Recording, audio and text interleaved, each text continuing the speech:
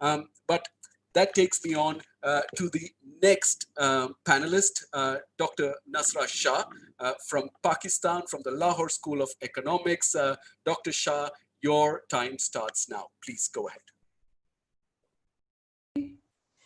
Thank you very much, Shabri.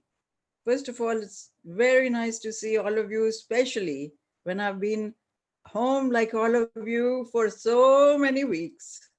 So it's nice to see so many friends today. And thanks to the organizers for such an invigorating panel.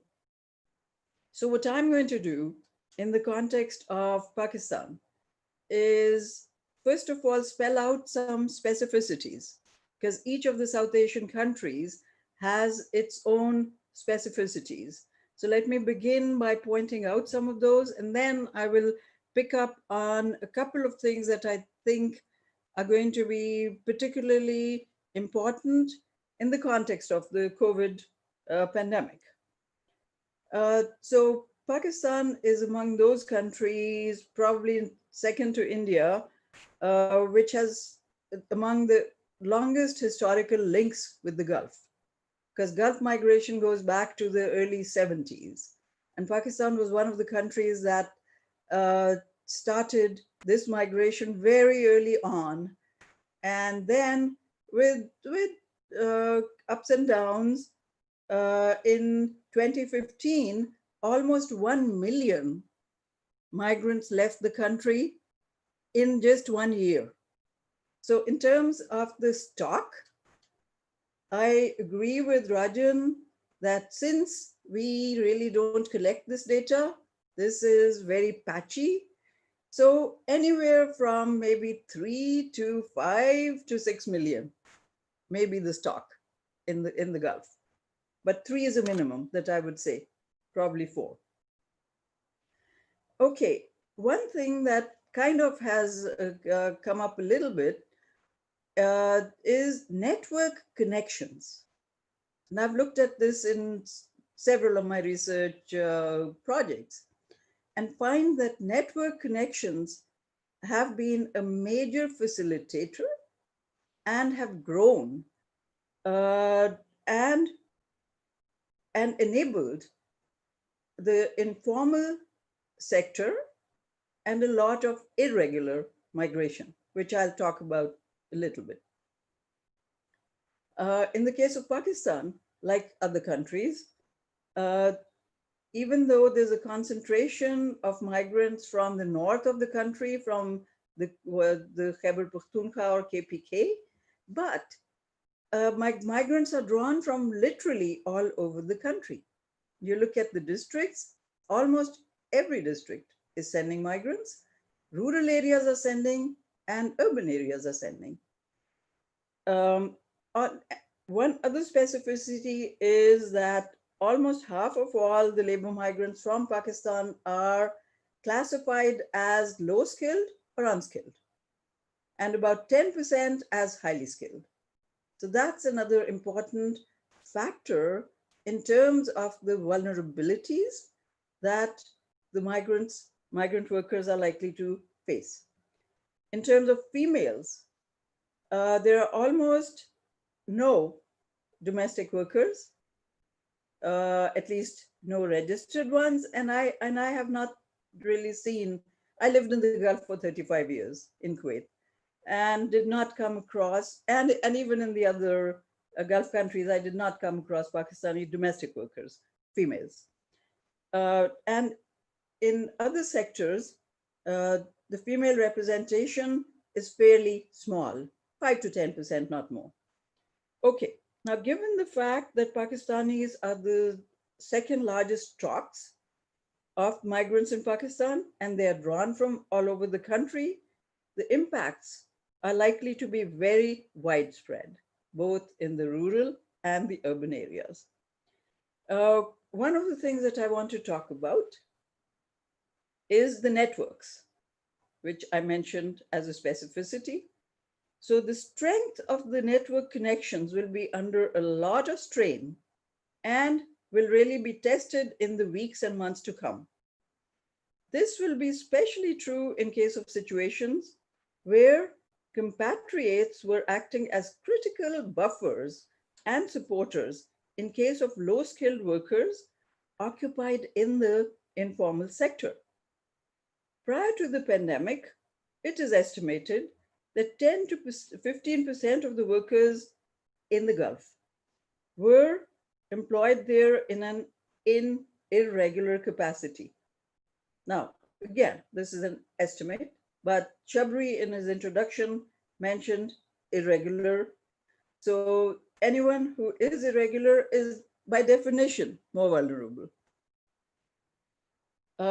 So the way that people could have become irregular is they could have overstayed their residence visa, they could have run away from the employer, or they may be on a so-called Azad visa, which is there in all the South Asian countries, where you buy the visa, and then you're working for someone else other than the employer, other than the sponsor, which is illegal.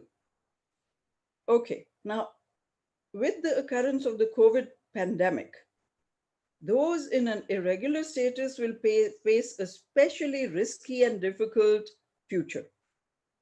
At least 5 reasons will account for that. First of all, irregular workers would find it harder to hide from the authorities like they did before. And in a book that we published in 2017, we had looked at all the countries of uh, the Gulf and the South Asia, and recorded many such instances. So they would find it harder to hide. Second, the network that supported and protected them will find it too risky to continue such support. Third, tracing of COVID contacts may reveal migrants who might have been sheltered by friends and relatives earlier. So they are not going to be willing or perhaps able to do that anymore.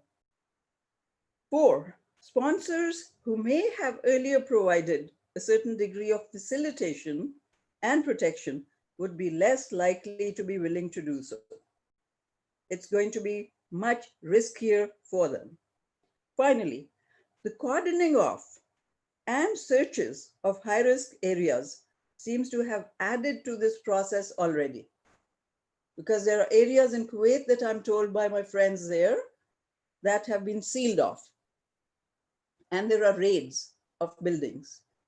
And therefore, anyone in an irregular capacity, it's going to be really impossible for them to hide. Okay, then with the closure of businesses, workers at all skill levels will face job losses. Those in the low skill categories will face the highest risks. Since many are employed in the informal sector and often have paid large sums of money, which came up earlier, to secure this job in the Gulf.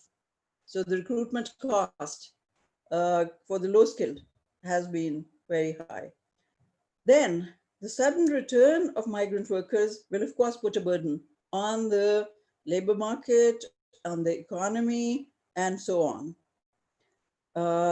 So one of the things that I want to kind of highlight is that the Pakistan government, I read, is being pressured by the Gulf countries to actually accept back or to arrange for the return of their migrants. Now, I really wonder if, so who are those migrants that the Gulf is insisting the sending countries take back? If these people are just the ones who lost their job, why is it the sending country's responsibility to arrange for these people to come back? Okay, now if they were in some kind of a vulnerable, irregular situation, perhaps I understand that a bit more.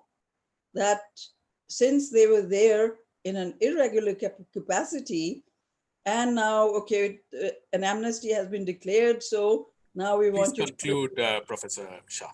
right. Uh, So, okay, so that's the final point that I want to make. I hope we can have some discussion on the right of labor rights. Where are labor rights in all of this? Thank you very much. No, thank you very much, uh, Dr. Shah. I think it's very important. This is a conversation around labor movements. This is a conversation on labor rights, and I think it's important for us to keep that in mind. I'm also struck by the very concise set of points you gave on irregularity. And the importance of social networks and so on. I mean, as an example, every time we talk about irregularity and regularization issues, we don't perhaps take into consideration the good examples that come from these our corridors of work. And I think it's important to mention some of those best practices or good examples. For instance, the Qatar government recently issued a set of guidelines, and one of those guidelines particularly said it doesn't matter whether you have a Qatari ID or not. Please come forward for your testing, for your screening, and and if necessary, we will provide you healthcare if you are infected. And I think that's very important for us to recognize. It's also important to recognize that as much as when Kuwait and UAE announced the amnesties in the Gulf countries, they also said from the Kuwaiti government, and Dr. Shah, you would know better, was about the fact that they wouldn't be detained, that they wouldn't be deported, that their airfares to their countries of origin will be paid for, and that